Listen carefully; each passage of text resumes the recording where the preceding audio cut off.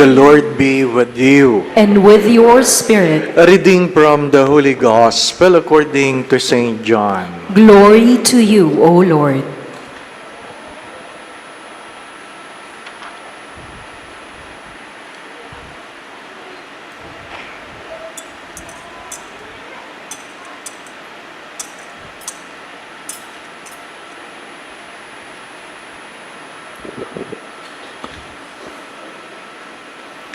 Before the feast of Passover, Jesus knew that his hour had come to pass from this world to the Father. He loved his own in the world, and he loved them to the end. The devil had already induced Judas, son of Simon the Iscariot, to hand him over. So during supper, fully aware that the Father had put everything into his power, and that he had come from God and was returning to God, he rose from supper and took off his outer garments. He took a towel and tied it around his waist. Then he poured water into the basin and began to wash the disciples' feet and dried them with a towel around his waist. He came to Simon Peter, who said to him, "Master, are you going to wash my feet?" Jesus answered and said to him, "What I am doing you do not understand now, but you will understand later." Peter said to him, "You will never wash my feet." Jesus answered him, "Unless I wash you, you will have no inheritance with me." Simon Peter said to him, "Master, then not only my feet, but my hands and my head as well." Jesus said to him, "Whoever has bathed has no need except to have his feet washed, for he is clean all over. So you are clean, but not all." For he knew who would betray him. For this reason he said, "Not all of you are clean." So when he had washed their feet, he put his garment back on and reclined at table again. He said to them, "Do you realize what have I done for you? You call me teacher and master, and rightly so, for indeed I am. If I, therefore the master and teacher, have washed your feet, you ought to wash one another's feet. I have given you a model to follow, so that as I have done for you, you should also do."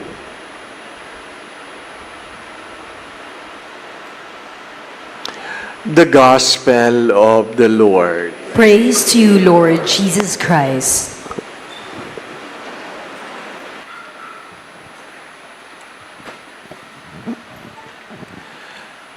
Three things that the washing of the feet invites us. First, humility. Be humble. There are things we do good in the eyes of men, but really not done out of humility. Many times I have said this, humility is a very elusive word.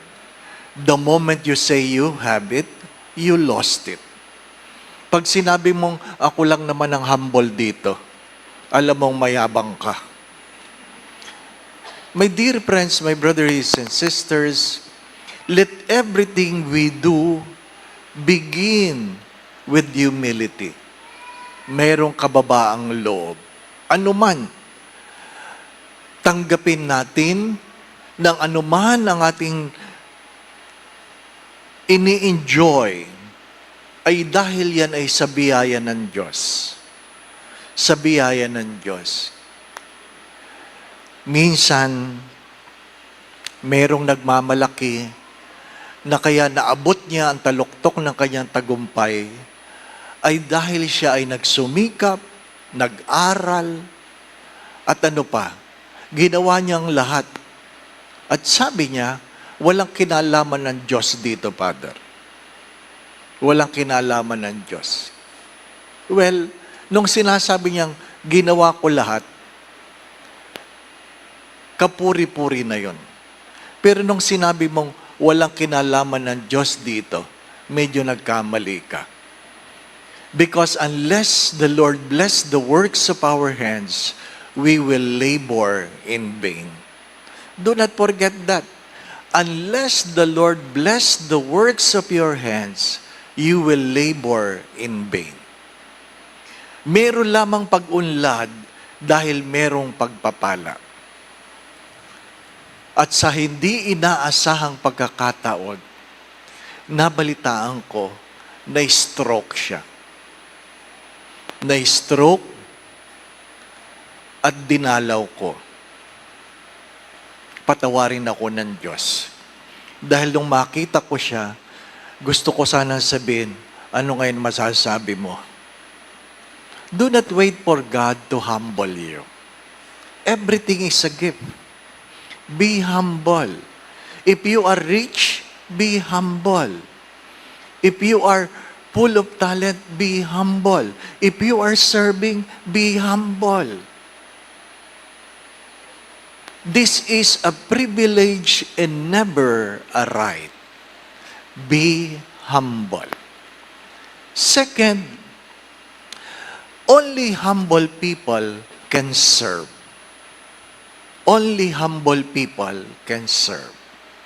Only humble people can be taught, docile, formable. Ang pinakamahirap turuan, yung mayabang. Ang pwede lang turuan, yung mababaang loob. Kahit kailan, hindi ka pwede manghingi sa mayabang. Kung bigyan ka man, baka malait ka. Ang tunay lang na nagbibigay ay ang mga taong mababaang loob. Ang paghuhugas ng paa ay nagsimula sa kababaang loob na bagamat ako ay Diyos, ginawa ko ito para maglingkod. Anong pangatlong bahagi o ibig sabihin ng paghuhugas ng paa? Humility, service, and the cleansing of our souls. The baptism we receive is to wash away our sins. We allow our feet to be washed because we know we are all sinful. Makasalanan. Mahalaga yon na hindi mo nakakalimutan na ikaw ay makasalanan. Magaling ka man, makasalanan ka pa rin. Sapagkat ang nililigtas lang ng Diyos ay ang makasalanan. Ngunit merong ginagawa sa paghuhugas ng paa na wala sa Ebanghelyo. Ang alin? Ang paghalik sa paa. Ang paghalik sa paa. What is the meaning of the kissing of feet? First, it is an act of reverence. Only servants kiss the feet. The washing of the feet in the olden times is an act of hospitality. But if it's the king who comes, you don't only wash, you kiss because you revere the person. It is an act of reverence. Paggalang. Second, it is an act of gratitude. An act of gratitude.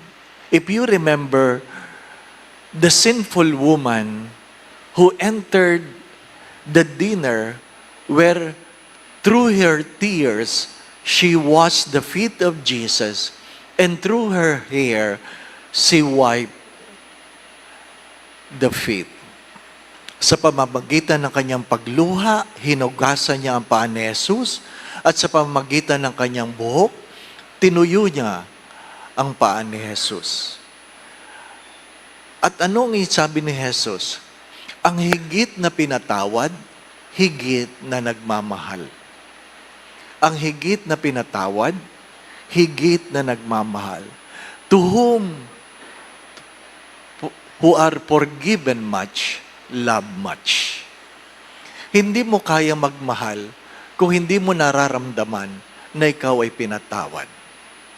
My dear friends, my brothers and sisters, kaya nga mahirap magpari. Bakit? Ang hahalikan mo lang is stola, altar table, gospel book, at once a year, paa. Di po ba? Ano? Sabi nung isang gusto magpari, kaya ko lahat yon maliban do sa kissing of the feet. Well, bahagi yan ng pagkapari, no? Why? Because the priest would always remember, I am a sinful being. I was forgiven much. That's why I love much. Pero anong hamon nito sa bahay? First, the first reading reminds us of what? That sharing your meal is an act of service. Sharing of meal is an act of service. You can only share if you are humble. Hindi lahat ng kumakain nag-share. Bagamat tayo mga Pilipino, kahit walang kinakain, nang-aalok tayo. Di po ba, no? Alam natin yan, wala namang laman yung lamesa, sasabihin, kain po tayo. Bakit? Pagpapakita ng hospitality. You share. Do you still share? Ang tanong. Do you still share? What is ironic is, when you have none, you share. But when you have more, you don't share anymore. That is ironic. Nung mahihirap, nagbibigayan. Nung umunlad, ayaw nang magbigay. Madamot na ang mga anak sa mga magulang na nanghihingi. Madamot na magkakapatid sa isa't isa kapag meron ng umuunlad. That is what ironic about our lives. Sana yung higit na pinagpala, higit na nagbibigay.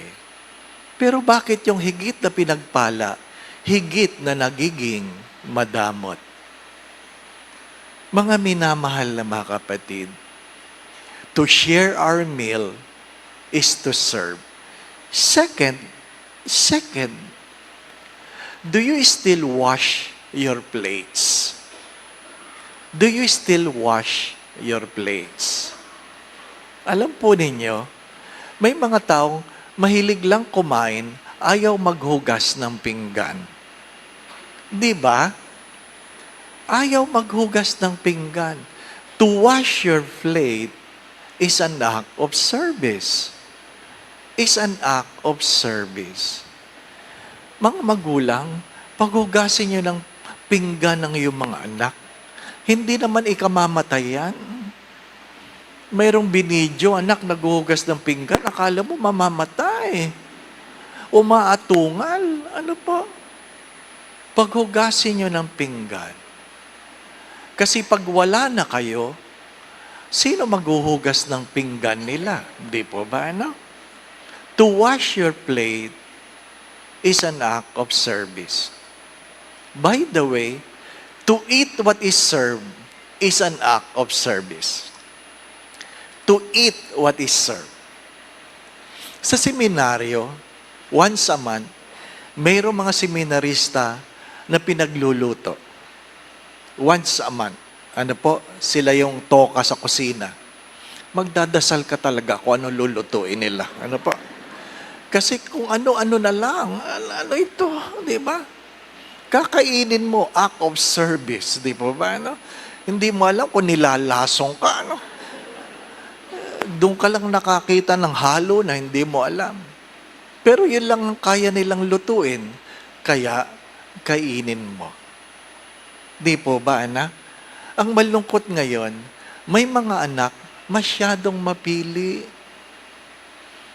Kain na.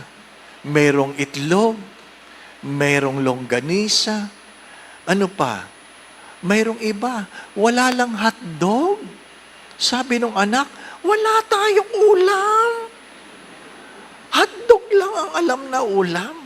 Di ba? Mga minamahal na mga kapatid, sinanay nyo. Di po ba, ano? Kaya nga, kung naalala nyo yung bata, sabi niya, Ma, anong ulam natin? Ano sabi ng nanay? Tingnan mo sa rep. At sabi ng bata, Ma, wala naman tayong rep. Sabi ng nanay, wala tayong ulam.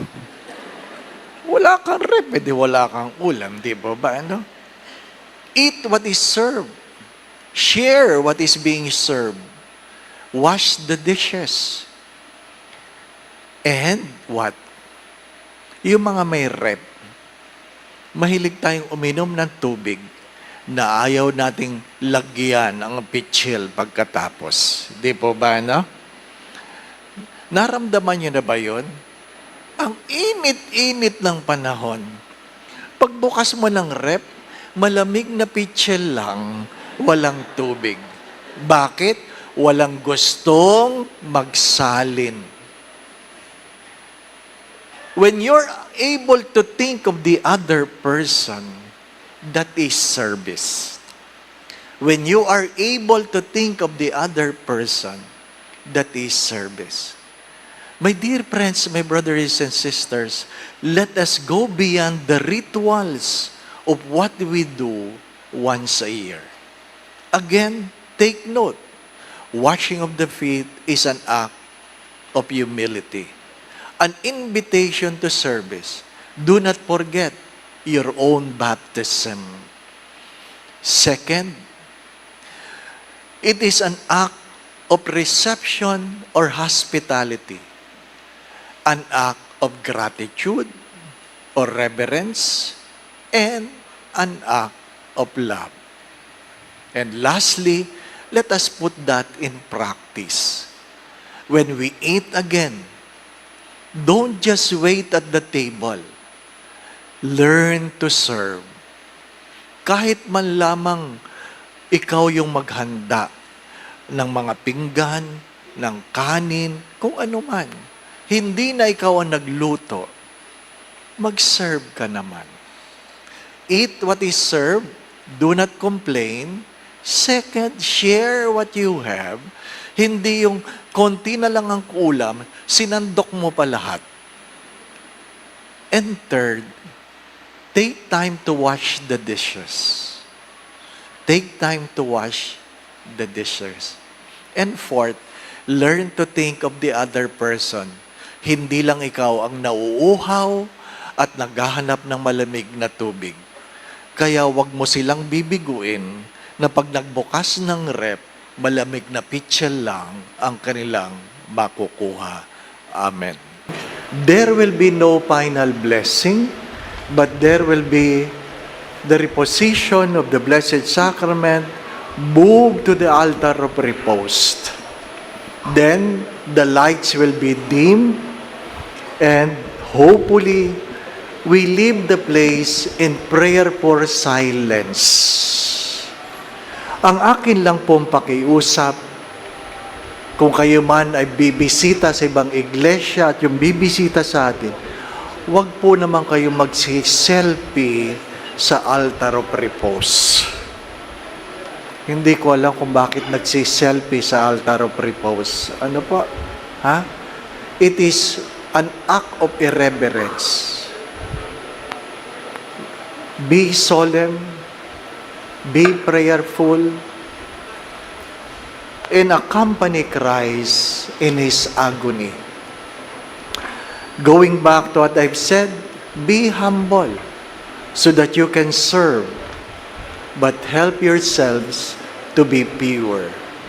Tonight, from 7 to 12 midnight, we will have 4 confessors who will be listening to your confession if you want. Ano po? 2 po dito sa confessional, 1 po doon sa counseling room, and 1 at the sacristy. From 7 to 12 midnight. Ano po? Kaya po, I ask that you be silent so that others who can be disposed can pray solemnly. Let us all kneel.